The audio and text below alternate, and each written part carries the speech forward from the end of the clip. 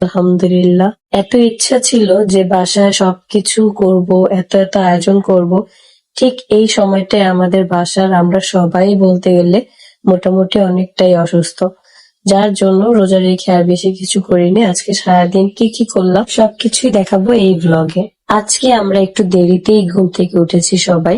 তারপরে আয়েশকে গোসল করায় দিছি আম্মু।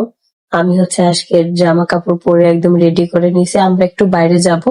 আমাদের হালকা পাতলা একটু কেনাকাটা আছে।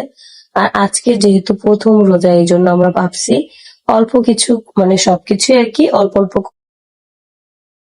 করে আর কি বাসায় আনবো। মানে আলু চপ, বেগুনি, পেঁয়াজু। আমরা এখন আর কি তেলের জিনিস একদমই খেতে পারি না। তারপর আর কি অল্প অল্প করে সবকিছু করার চেষ্টা করতেছি। আর কিছু দরকারি জিনিস আজকে কেনাকাটা করা লাগবে, যার জন্য আজকে নিয়ে আর কি বাসার থেকে বের হব একটু পরেই, যেটা তোমরা দেখতে পারবা। আর এখানে আমাদেরকে দেখতেছিল যে আমরা রেডি হচ্ছিলাম, আমরা আর কি যাব।